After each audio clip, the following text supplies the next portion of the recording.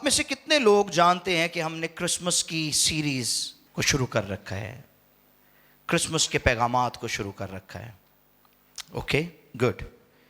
आज सुबह मैंने क्रिसमस के ताल्लुक से दूसरा पैगाम दिया था, पिछले इतवार मॉर्निंग में, और आज सुबह भी क्रिसमस ही के ताल्लुक से पैगाम था। और इस पैगाम का उन्वान है मसीह की पैदाइश और हेरोदीस आज़म की घबराहट।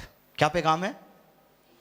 मसीह की पैदाइश और हेरोदीस आज़म की घबराहट। सो मेरे साथ देखिए, मत्ती रसूल की मार्फत लिखी गई यीशु मसीह की इंजील, उसका दूसरा बाब है और उसकी पहली 3 आयत को हम कलाम खुदा में से पढ़ेंगे, सुनेंगे, समझेंगे और सीखेंगे। The gospel of Matthew chapter 2 versus 1 to 3। कलाम मुकद्दस में यूं रकम है जी, जब यीशु हेरोदिस बादशाह सुने, जब यीशु हेरोदिस बादशाह के जमाने में यहूदिया के बैतलहम में यहूदिया के बैतलहम में पैदा हुआ तो देखो कई मजूसी पूरब से यरूशलेम में ये ये कहते हुए आए कि यहूदियों का बादशाह जो पैदा हुआ है वो कहाँ है? क्योंकि पूरब में उसका सितारा देखकर हम उसे सिजदा करने आए हैं। ये सुनकर हेरोदिस बादशाह और उसके साथ यरूशलेम के सब लोग घबरा गए। कलाम खुदा के पढ़े और सुने जाने पर खुदा की बरकत हो। एक आवाज में कहेंगे आमीन। हेरोदिस के जमाने में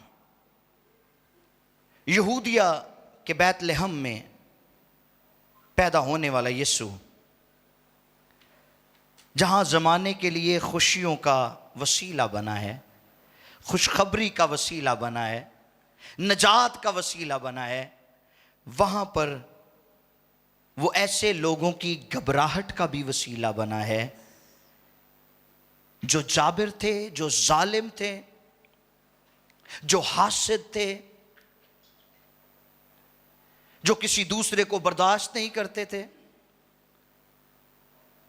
और कैसी कड़ी मिली है ये कि खुदा की बंदी भी दुआ में वो सब बातें कर रही थी और इनको नहीं पता था कि पैगाम ये है। सो यीशु की पैदाइश हेरोदिस के लिए घबराहट का बाइस बनी। खुदावंद यीशु की आमद पर एक अमेजिंग सितारा रूनुमा हुआ, एक जबरदस्त सितारा जिसकी रोशनी ना सिर्फ मजूसियों को चरनी तक लेकर आई ताकि वो बादशाह यीशु को देखे और सिजदा करे, बल्कि इसके साथ साथ एक दरिंदा सिफ्त, एक शहवत प्रस्त, एक बदगुमान, वहशी और गुनाह आलूदा शख्स को भी एक्सपोज किया गया, जो अपने अलावा किसी और को बादशाह तस्लीम करने के लिए बिल्कुल तैयार नहीं था। द ग्रेट किंग हेरोदिस बादशाह। और सुनिए, यह दिखने में खूबरू और चालाक शख्स था। यह शिकार का बड़ा शौकीन था, शिकार करने का। और 36 वर्ष की उम्र में यह यहूदियों का बादशाह बना। और यह खिताब यहूदियों का बादशाह, इसको रोम की तरफ से मिला था, जिसे यहूदियों ने कभी भी कबूल नहीं किया था। यहूदी इसको नापसंद करते थे, इसलिए कि वो दाऊद की नस्ल से नहीं था, क्योंकि जबकि यहूदियों के बादशाह को दाऊद की नस्ल से पैदा होना जरूरी था। आमीन। तो रोमियों ने, चूंकि ये यहूदिया पर सल्तनत करता था, इसलिए रोमियों की तरफ से इसको ये टाइटल दिया गया, इसको ये खिताब दिया गया कि ये यहूदियों का बादशाह। और इस बात से यहूदी चिढ़ते थे। ये बात यहूदियों को पसंद नहीं थी कि कैसे एक अदूमी, एक गैर कौम से ताल्लुक रखने वाला शख्स हमारा बादशाह हो सकता है। हेरोदिस के बाप का नाम एंटिपातीर था और वो एक अदूमी था। और उसकी मां का नाम साइप्रोस था, जो उर्दन, जॉर्डन का नाम शायद आपने सुना हो, उर्दन का एक शहर पेट्रा है, वो साइप्रोस एक अरबी औरत थी और वहां की रहने वाली थी, जो हेरोदीस की मां थी। और इन्हें यानी एंटिपातीर और साइप्रोस को एक यहूदी हाकिम हेरकानस दोम ने दूसरी सदी कबलस मसीह में जबरदस्ती यहूदियत कबूल करने पर मजबूर किया। हेरोदीस ने 32 साल हुकूमत की। कितना अरसा? 32 साल हुकूमत की। लेकिन उसकी बादशाही का दामन बदअखलाकी के दागों और मासूमों के खून से भरा पड़ा था। वो नहायत इनसिक्योर कहते हैं गैर महफूज, वो गैर महफूज, बदगुमान, हासिद और इंतकामी हुक्मरान था। यहूदी तख्त पर हुकूमत करते रहने के उसके उस ख्वाब ने उसके हाथों से उसकी एक बीवी को भी मरवा दिया और उसके कुछ बेटों को भी मरवा दिया, क्योंकि वो नहीं चाहता था कि उसके अलावा कोई और उसके तख्त पर बैठे, उसके बाद कोई और वहां पर बादशाह हो सके, क्योंकि वो अपने आप को अकेला बादशाह समझता था कि मैं ही बादशाह हूं और मेरे अलावा कोई और बादशाह हो नहीं सकता। अब जब इसने अपनी बीवी और अपने बेटों को मरवाया तो उसके बारे में रोमी शहंशाह अगस्तस कैसर ने बयान जारी किया और उसने कहा हेरोदीस का सूअर बनना उसका बेटा बनने से कहीं बेहतर है। सुनिए इस बयान को जो अगस्तस कैसर ने जारी किया था हेरोदीस के बारे में। वो कहता है कि हेरोदीस का सूअर बनना उसका बेटा बनने से बेहतर है, क्योंकि वो सूअर को नहीं मार सकता लेकिन उसने अपने बेटे को मार डाला। इतना जाबिर शख्स था वो, और इस कदर कंप्लेक्सिटी का शिकार था वो शख्स कि अपने इर्द गिर्द किसी भी रोशन ख्याल, पुरकशिश और काबिल शख्स को बर्दाश्त नहीं करता था। आज भी बड़े लोगों के अंदर ये बीमारी मौजूद है। ये कीड़ा उनके अंदर उनको खाता है, उनको परेशान करता है, उनका दिमाग खाता है, उनके अंदर गुस्से को, एंजाइटी को, इंतकामी रूह को उजागर करता है। बहुत सारे लोग हैं दुनिया में, वो किसी और को बर्दाश्त नहीं करते हैं। वो कहते हैं हमेशा मैं ही सब कुछ रहूं, और ये बड़ी खतरनाक हालत है, बड़ी खतरनाक हालत है। सो ये शख्स किसी भी काबिल शख्स को बर्दाश्त नहीं करता था अपने इर्द गिर्द, बल्कि उसको अपने लिए खतरा महसूस करता था, और किसी भी रोशन ख्याल और काबिल शख्स की मौजूदगी में अपने आप को कमतर समझने लगता था। कैसा इनसिक्योर गैर महफूज शख्स था ये। एवं ही नहीं उन्होंने जान दे लाले पै गए। आपने सुना है कि जब मजूसियों ने आकर कहा है कि यहूदियों का बादशाह जो पैदा हुआ है कहां है, तो लिखा है हेरोदीस और यरूशलेम के लोग घबरा गए, दौरे पहन ला पे हेरोदीस नो कि केड़ा बादशाह पैदा हो गया मेरे तो अलावा। ये इतना जाबिर शख्स था कि उसने सनहेड्रन, जो कदीम यहूदिया में आला यहूदी कौंसिल और अदालत थी, उसके 45 अरकान को इसने बैक वक्त मरवा दिया था, क्योंकि उन्होंने किसी वक्त उसकी मुखालफत की थी। वो शख्स हेरोदीस तख्तो ताज के बावजूद भी अंदर से नहायत गैर महफूज और खौफजदा शख्स था। मैं फिर बता रहा हूं आपको, वो क्या था? वो गैर महफूज और खौफजदा शख्स था। और ये हेरोदीसी जहनीत की झलक है, उसके किरदार की झलक है। आज भी बड़े तानू हेरोदीस नजर आएंगे, हाँ जी, जड़े अपने तो अलावा किसी को मनते ही नहीं है। ਜਿਹੜੇ ਆਪਣੇ ਤੋਂ ਇਲਾਵਾ ਕਿਸੇ ਨੂੰ ਬਰਦਾਸ਼ਤ ਹੀ ਨਹੀਂ ਕਰਦੇ। ਹਾਂਜੀ, वो चाहेंगे कि मेरी सारी तारीफ करन ते मैं ना किसी दी तारीफ करा, मुझे सब सलूट मारे, मुझे सब अच्छा कहें ते मैं किसी नूं चंगा ना कवां। मैं उहदे चों भी कीड़े कढ, उहर चों भी कीड़े कढ। हाँ जी, किसी दी शक्ल नूं बुरा भला कहना, किसी दे किरदार ते कीचड़ उछालना, इत्थों तक कि कईयां को कपड़े नहीं बर्दाश्त होते लोगों के, यह भी मसला जे। सो ये जहनीयत खतरनाक जहनीयत है।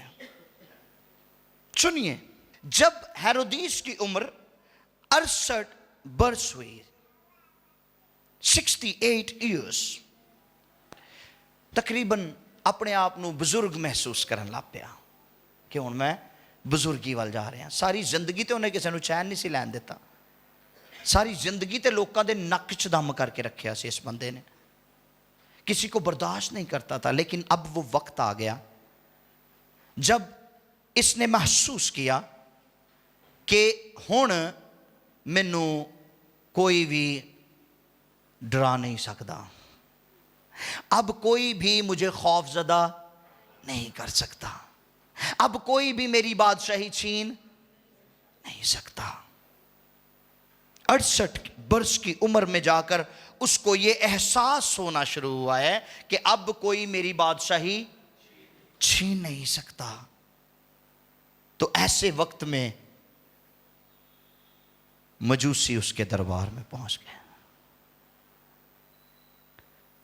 और जो ही उसने ये पैगाम सुन मजूसियों से कि यहूदियों का बादशाह जो पैदा हुआ है कहां है, हम उसका सितारा देखकर उसको सिजदा करने आए हैं, वहां पर उसने फौरन यहूदियों के जो उल्मा थे, जो सरदार कायन थे, जो क़यादत थी, जो फकीह थे, उनको बुला लिया और उसने कहा ये सुनो, ये क्या कह रहे हैं, ऐसी कोई बात है तुम्हारे कलाम के अंदर?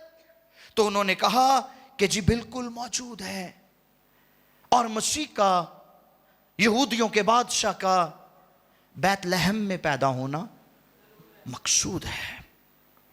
तो हेरोदीस पर फिर से खतरे के बादल छा गए, मुंडलाने लगे, और हेरोदीस ने नई क़यादत को ख़त्म करने के लिए इक़दामात शुरू कर दिए। और क्या इक़दामात किए हैं हेरोदीस ने? सुनिए, उसने मजहबी मुशीरों को इस्तेमाल किया, बच्चों को मरवाने का फौरी इंतजाम किया। उसने कहा 2-2 साल और उससे छोटे तमाम बच्चों को मार दिया जाए। रियाकारी और मजहबी लिबादा ओढ़ा है उसने। अब रियाकारी क्या थी उसकी, क्या हिपोक्रेसी थी उसकी?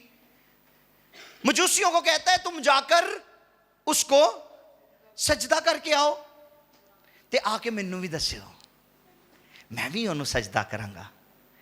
हाँ जी, इतना मक्कार, इतना रियाकार, मजहबी लिबादा ओढ़ रहा है कि ये आकर मुझे बताएंगे और मैं जाकर उस बच्चे को कत्ल कर डालूंगा, क्योंकि उन्हें तो अपने मार ले सी अपनी बादशाही दे चक्रां च कि मेरा तख्त ना कुछ खो लवे।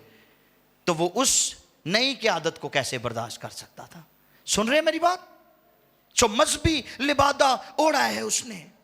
नंबर 4, खुदा की रहनुमाई में चलने वाले मजूसियों को जो नजात दहिंदा की प्रस्तिश करने आए थे, अपने मकसद के लिए उन्हें इस्तेमाल करने की कोशिश की है। कहता जाके मालूम करो ते आके मैनू भी दस्यो, वापस इसे ही राह तो चले जाओ, मुझ तक ये खबर जरूर पहुंचाना। वो मजूसी खुदा की रहनुमाई में वहां आए थे और जरूर था कि खुदा की रहनुमाई में वापस भी जाते। आमीन। ते जड़े खुदा दी रहनुमाई च चलदे ना, उन्होंने कभी ठोकर नहीं जे लगदी। Hallelujah, hallelujah. जो खुदा की मर्जी से, खुदा की रहनुमाई में, खुदा के कलाम की रोशनी में चलते हैं, वो कभी ठोकर नहीं खाते, वो कभी गुमराह नहीं होते, वो कभी दूसरों के हाथों इस्तेमाल भी नहीं होते। ये भी बात है, उन्हें कोई गलत तरीके से इस्तेमाल नहीं कर सकता। उसने अपने इक़्तिदार को कायम रखने के लिए कौमी वसाइल को अपनी जात के लिए इस्तेमाल किया है। किन्ना तेज आदमी सी, तुसी हिसाब ला लो ओदे इकदामात, किन्नियां चलाकियां सी इस बंदे दे अंदर, हाले बुढ़ा हो गया सी हैं। कई जंज बुढ़ापे वाल जाते ने, वो शरारत बहुत ही कम कर दी उन्होंने अंदर। समझ रहे मेरी गल? सो कलाम में लिखा है खुदा शरीरों का मुकाबला करता है, ठीक, लेकिन जो फरोतन है उनको खुदा बरकत देता है, उनको सरबुलंद करता है, उनको बढ़ाता है। इसलिए हमें डाउन टू अर्थ रहने की जरूरत है, क्योंकि चलाकियां मकारियां खुदा नू नहीं चाहिए साडे अंदर। वो हमारे अंदर सादगी को चाहता है, संजीदगी को मांगता है, पाकीज़गी और रास्तबाजी को मांगता है, तो फिर हम उसके मकबूल नजर हो सकते हैं। आमीन। हेरोदीसी जहनियत, आज हेरोदीस दुनिया में नहीं है, वो जिंदा नहीं है, मगर हेरोदीसी जहनियत का जहर आज भी कौमों, खानदानों, तहरीकों और बिलखसूस कलीसियाओं को तबाह कर रहा है। हेरोदीसी जहनियत कलीसियां में भी मौजूद है। और अफसोस की बात यह है कि यह हमारे मुल्क में भी कलीसियाओं के अंदर ऐसे रहनुमाओं के अंदर मौजूद है, ऐसे रहनुमा कलीसियाओं के अंदर मौजूद हैं जो नई क़यादत को हैंड ओवर देने के लिए तैयार ही नहीं है। जो उन्होंने हैंड ओवर अगे दे दिता तो उन्होंने पादरी किन्ने मनना है? हाँ जी, उनकी इज्जत कौन करेगा? उन्होंने अगे पीछे कौन फिरेगा? उन्होंने बैजा बैजा कैंज हो जाएगी। सुन रहे मेरी बात? सो इस जहनियत से बाहर निकलना पड़ेगा। और इसी वजह से आज रूहुल कुद्स रंजीदा है। बेशुमार कलीसियाएं बेकैफ पड़ी हैं, बेशुमार कलीसियाएं रूहानी पजमुर्दगी का शिकार हैं, नीम गर्मी का शिकार है, रूहानी सुस्ती का शिकार है, और मजहबी रियाकारी का रंग कलीसियाओं में नुमायां तौर पर नजर आ रहा है, क्योंकि हेरोदीसी जहनियत मौजूद है। और यही नहीं, इसके साथ साथ कलीसिया में वफादार नौजवानों की खिदमत का जज्बा भी मांद पड़ रहा है, और शायद वो दाव पर लग चुका है, क्योंकि उन्होंने अगो नजर ही कुछ नहीं आन दिया, लेकिन हैंड ओवर देने के लिए तैयार नहीं है। और इस जहनियत से निकलना पड़ेगा। हमारी लीडरशिप को खबरदार होना पड़ेगा कि हेरोदीसी जहनियत की राह पर चलना एक हौलनाक और तबाहकुन गुनाह है, जिससे गहरी और हकीकी तौबा की जरूरत है, क्योंकि खुदा हमें अदालत में लाएगा। जरा पढ़ दीजिए रोमियो 14वां बाब और उसकी 12वीं आयत। क्या लिखा है यहां पर? बस हम में से हर एक, सुने, बस हम में से हर एक खुदा को अपना हिसाब देगा, खुदा को अपना हिसाब देगा। ज़हनी हालत साड़ी किंज दी है? हेरोदीसी ज़हन है, फिराउनी ज़हन है, एजिबल वाला ज़हन है। एजिबल ने भी अपने दौर में तंग करके रखा हुआ था, उसने खुदा के नबियों को मरवा दिया था, उसने एलिया को भी चैलेंज किया था। फिराउन ने बनी इस्राएल को तंग करके रखा हुआ था, उसने मूसा को टफ टाइम दिया था, और बिलाखिर ना फिराउन रहा, ना एजिबल रही, और ना हेरोदीस रहा। हमेशा की बादशाही हमारे खुदावंद खुदा की है। हालेलुया। जो कादर मुतलिक है, जो मोहब्बत का खुदा है, जो सुलह का खुदा है, जो अमन का खुदा है, और हमारी तसल्ली का खुदा है। आमीन। सो इस जहनियत से बाहर निकलना पड़ेगा। फिर नौजाद रूहानी क़यादत, जिसको वो खत्म करना चाहता था हेरोदीस, इसको वजूद रूहुल कुद्स की कुव्वत ने बख्शा था। यीशु किसकी कुदरत से पैदा हुआ था? बताइए। रूहुल कुद्स की कुदरत से पैदा। और ये जो नई क़यादत थी, रूहानी क़यादत, इसको वजूद रूहुल कुद्स ने दिया था और उसमें मुकद्दस नविश्तों की तकमील हो रही थी और खुदा के नजात और जिंदगी बख्श मंसूबे का ऐसा जोरावर दरिया बह रहा था जिसको ना तो हेरोदीस रोक सकता था और ना कोई हेरोदीसी जहनियत रोक सकती थी। आमीन, हालेलुया। अब सुनिए, इस हेरोदीस का अंजाम क्या हुआ है? इसका अंजाम क्या हुआ है? जो अपने आप को सुपर डुपर बादशाह समझता था, जो अपना तख्त किसी के साथ शेयर नहीं करना चाहता था, जो इतना इनसिक्योर था कि उसने अपनी फैमिली को भी दांव पर लगाया और उनसे इंतकाम लिया, अपने घराने को बर्बाद कर दिया इस बंदे ने अपने तख्त के चक्रों में। आज लोग दुनिया की हर चीज पा लेने के लिए अपने घरानों को दांव पर लगा रहे हैं। मैं हमेशा नूह की बात करता हूं कि नूह ने जितनी इन्वेस्टमेंट उसके पास मौजूद थी, जितना रुपया पैसा उसके पास मौजूद था, उसने वो सब का सब खुदा के मंसूबे को तकमील देने के लिए खर्च किया और उसने वो बड़ी कश्ती बना ली, लेकिन उसने अपना खानदान बचा लिया। हालेलुया। आज लोग आज लोग सब कुछ पा लेने के लिए अपने खानदानों को दांव पर लगा रहे हैं। इस हेरोदीस ने भी यही किया था। इसने अपने खानदान, अपने घराने, यहां तक कि अपनी राया को तंग करके रखा हुआ था। इसने यहूदियों को टफ टाइम दिया था अपने तख्त को बचाने के चक्रों में, और अब इस नई क़यादत के पीछे हाथ धोकर पड़ गया और इसने रामा में बच्चों को मरवा दिया। और इसका अंजाम सुनिए क्या हुआ।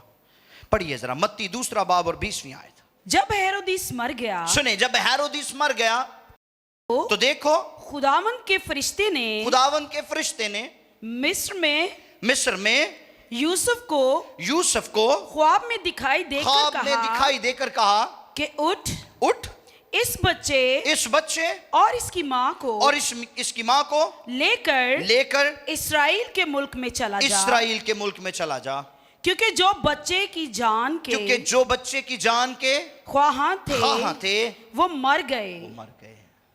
ये उसका अंजाम हुआ। अल्टीमेटली उसको दुनिया से जाना पड़ा। हेरोदीस को दुनिया से जाना पड़ा और उसकी इस बात की तारीख गवाह है कि मसीह की पैदाइश के ठीक 1 साल के बाद, सुनिए गौर से, हेरोदीस का जिस्म खौफनाक खारिश से भर गया। उसके गुर्दों ने काम करना छोड़ दिया, उसको अंतड़ियों का अल्सर हो गया और सांस की तकलीफ के बायस उसकी हालत गंभीर होती चली गई। तन्हाई के एहसास की शिद्दत इस कदर बढ़ चुकी थी कि वो बखूबी इस बात को जान गया कि उसकी मौत पर कोई आंसू नहीं बहेगा। उन्हें पता सी कि जिन्ना मैं ता दिता सी ना लोकां नूं, जिन्ना मैं नक च दम कीता सी ना लोकां दे, मेरी मौत ते किसी ने नहीं रोना, बल्कि शुक्र ही करना है मगरों लत्था है। अब उस देखो मरदा भी ये किस हालत में था शख्स। इसके बदन के ऊपर खौफनाक खारिश थी, इसके गुर्दों ने काम करना छोड़ दिया था, इसको अंतरियों का अल्सर हो चुका था और इसको सांस की तकलीफ, एस्थमा हो चुका था, इसको सांस लेना भी दुश्वार था। लेकिन मरदे दे अंदरों भी शरारत नहीं गई और इन्हें कीता कि ये सुने, इसने जितने दानिश्वर और जहीन लोग थे उनको गिरफ्तार करवा लिया। चलाकियां चेक करो इस बंदे दियां। मरदा भी कहते सप मर जाता है, 2 में हिलदी रहिंदी है, छिपकली भी इंज करती है ना। तुसी लिजर्ड नूं मारो, छिपकली नूं मारो, ओदा जिस्म बेजान हो जाता है, ओदी पूछल हिलदी रहती है। सो ये भी मरते मरते अपनी शरारत से बाज नहीं आ रहा, और इसने क्या किया है, इसने तमाम ज़हीन और दानिश्वर लोगों को गिरफ्तार करवा लिया और हुक्म दिया कि उसकी मौत के फौरन बाद उन सबको कत्ल कर दिया जाए, ताकि हेरोदिस की मौत पर बहुत से आंसू बहाए जाएं। चलाकी चेक करो। हेरोदिस कहता है कि जो मैं मर जावांगा ते नाल ही दानिश्वर लोगों को भी मार देना, इन्हां दे वास्ते ते रोणगे ना, ते लोगों को यही पता लगेगा हेरोदिस ते रोण डे ने। चलाकी चेक करो तुसी, कम ऑन, चलाकी चेक करो। तब वो हेरोदिस मर गया, क्योंकि इतनी सारी बीमारियां लाहक थी उसको कि वो सरवाइव नहीं कर पाया। और जब वो मर गया तो उसके हुक्म की तामील ना की गई और उन तमाम दानिश्वर और ज़हीन लोगों को रिहा कर दिया गया। हेरोदिस तन्हाई और तकलीफ की हालत में मरा था और किसी ने उस पर आंसू नहीं बहाए। आज इंतबाह है हेरोदिसी जहनीयत रखने वाले लोगों के लिए, जड़े किसी ने माफ करके राजी नहीं है, जो हर जगह माउचुइज्म की स्पिरिट से भरे रहते हैं। द माउचुइज्म की स्पिरिट वो स्पिरिट होती है जिसमें कोई शख्स अपने आप को सब कुछ समझता है, वो अपने अंदर कोई गलती नहीं देखता। नार्सिसिज्म इसको बोलते हैं। उन्होंने सिर्फ दूजियां च गलतियां नजर आंदियां ने, लेकिन अपने आप च उन्होंने गलती नजर नहीं आती। मैं पिछले दिनों भी इस पे बात कर रहा था कि बहुत दफा हम दूसरों की आंखों का शतीर निकालने की, तिनका निकालने की कोशिश करते हैं, लेकिन अपनी आंख के शतीर पर हमने कभी गौर नहीं किया होता। तो जब तक अपनी अख का शतीर नहीं निकलेगा, दूजे का तिनका कैंज निकल सकता है। हो सकता अगले का तिनका होवे ही ना, वो अपना ही शतीर तानू पौंचल च पांडे है ना। वो जो अख के अगे आ जाता है ना, क्या उसको कहते हैं, मोतिया। जब आंखों के सामने काला मोतिया या सफेद मोतिया आ जाता है, तो आप अगर किसी ऐसे शख्स को मिले तो तानू कहेगा जी चौड़ा जिहा पैंदा है, हाँ जी, धुंधला सा दिखाई देता है, मैनू चौड़ा जिहा पैंदा है। ते ए जिन्हां चौले पैंदे ने ना, वो पहले अपने उस मोतिये का इलाज करान ते उन्हां दी अखां ठीक हो गईयां ते फिर चौले चोले मुक जाने ने। हालेलुया। पौलुस नूं भी चौला पैंदा सी, पौलुस नूं भी चौला पैंदा सी, और पौलुस नूं जदों चौला पैंदा सी ते ओह कहंदा सी मैं कलीसिया नूं मार देना है, मैं शागिर्दों को रूए जमीन पर से खत्म कर दूंगा। यीशु ने क्या, चल तेरी अखां दा ते मैं पहले इलाज करना। उहदा चौला खत्म कर दिता यीशु ने। उसको मसीह से भी मोहब्बत होगी और कलीसिया से भी मोहब्बत होगी। हालेलुया। सो हमें खुदा से यह फजल मांगने की जरूरत है कि खुदा हमें ठीक करे। ज़बूर नवीस कहता है अगर मेरे दिल में बदी होती तो खुदा मेरी ना सुनता। कम ऑन, क्या कभी हमने अपने आप को भी टटोला है? कभी हमने अपने आप को भी जांचा है, अपने आप को भी परखा है? हमें अपने आप को चेक करने की जरूरत है कि हम कहां खड़े हैं। हेरोदिसी जहनीयत हर शख्स को तन्हाई, खौफ, जिल्लत और बदगुमानी के अजाब में मुब्तला करेगी। इसलिए इस जहनीयत से बचिए प्लीज। अब क्या हुआ, मजूसियों को जब उसने भेजा है कि तुम उसकी बाबत दरियाफ्त करो और आकर मुझे बताओ, मैं भी उसको सजदा करूंगा, तो क्या हुआ? मजूसी वापस आए? नहीं। सुनिए, मत्ती की इंजील 2 बाब है और उसकी 12वीं आयत को पढ़ दीजिए। ये आखिरी हवाला, इसके बाद हम दुआ करेंगे। मैथ्यू 2:12। और हेरोदिस के पास, और हेरोदिस के पास फिर ना जाने की हदायत ख्वाब में पाकर दूसरी राह से अपने मुल्क को रवाना हुए। ये बड़ी खास बात है। अक्लमंदी इसी में थी कि मजूसियों को अपने मुफाद के लिए इस्तेमाल ना किया जाता, बल्कि उनके साथ मिलकर बादशाहों के बादशाह और खुदावंदों के खुदावंद की प्रस्तिश की जाती, उसको कबूल किया जाता। आज भी जो यीशु की, जो बादशाहों का बादशाह और खुदावंदों का खुदावंद है, मुखालफत करते हैं, उसके मुतल्लिक दूसरों को गुमराह करते हैं या दुरुस्त मालूमात नहीं देते, वो हेरोदीस की जिंदगी से सीखें। जो यीशु मसीह पर तनकीद करते हैं, जो यीशु की अलूहियत, उसकी कुदूसियत, उसके तजस्सुम, उसके कफारे, उसके मुर्दों में से जी उठने और उसके कलीसिया को वापस लेने आने पर तनकीद करते हैं, अपने अपने तसव्वुरात पेश करते हैं, अपनी फरशुदा तालीमात बनाकर दूसरों तक पहुंचाते हैं और दूसरों को यीशु के बारे में बदगुमान करते हैं। उन्हें हेरोदीस से सीखना चाहिए। मैं चैलेंज देता हूं आपको, उन्हें हेरोदीस से सीखना चाहिए। उसकी जिंदगी पर अंजाम कर, उसकी जिंदगी के अंजाम पर गौर करना चाहिए और खुदावंद यीशु को, जो निजात दहिंदा है, चरवाहों और मजूसियों की तरह ना सिर्फ सजदा करना चाहिए, उसकी प्रस्तिश करनी चाहिए, बल्कि उसकी गवाही भी देनी चाहिए। आमीन। ऐसा ना हो कि देर हो जाए और तौबा का दरवाजा बंद हो जाए। लिखा है मजूसी दूसरी राह से अपने मुल्क को रवाना हो गए। दूसरी राह क्या है? सुनिए, दूसरी राह खुदावंद यीशु का वो मुकाशफा है जो दिल और रूह में उस वक्त खुलता है जब यीशु को सब कुछ दे दिया जाता है। हालेलुया। वो जो कुछ लेकर आए थे, उन्होंने सब का सब यीशु को दे दिया। कई बार ऐसी किसी ने कुछ देना चाह रहे उन्हें, लेकिन साडा ज़हन ही बदल जाता है। हाँ जी, खुदा हमारा दिल खोलता है ते साडे अंदर दी कंजूसी उस दिल नू बंद कर देंदी है और हम नहीं दे पाते। सुनिए, बहुत दफा हमें इबादत में, कॉन्वेंशंस में, कॉन्फ्रेंसेस में यह कहा जाता है कि अपनी जिंदगी यीशु मसीह को दे दो। हम देना चाह रहे होते हैं, लेकिन हमारी पुरानी इंसानियत हमें इजाजत नहीं देती कि हम अपना दिल यीशु को दें, हम अपनी जिंदगी यीशु को दें। मजूसी 3 किस्म के तहाइफ यीशु के लिए लेकर आए थे। कौन कौन से थे वो? सोना, मुर और लुबान।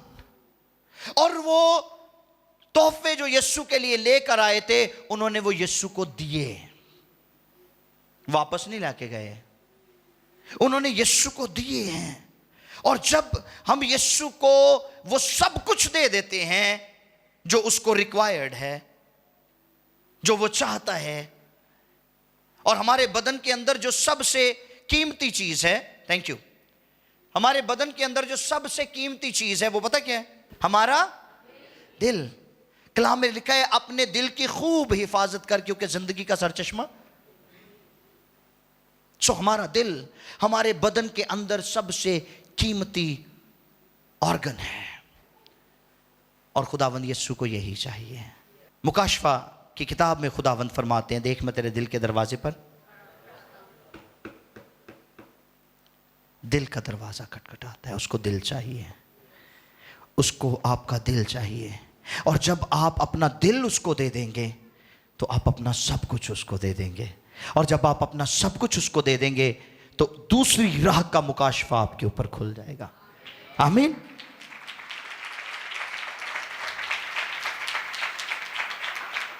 दूसरी राह आजादी, खुशी और जलाल की राह है। आमीन। दूसरी राह रूह की राह है, जिस पर चलने वाले अपने आसमानी मुल्क की तरफ रवां दवां रहते हैं। दूसरी राह पर चलने वाले मुबारक हैं, मगर हेरोदीसी जहनियत पर चलने वाले हलाकत और तबाही की तरफ गामजन होते हैं। आइए उस दूसरी राह जो आसमानी राह है की तरफ कदम बढ़ाना शुरू करें, जहां हमारा मुस्तकबिल रोशन, जलाली और ताबना।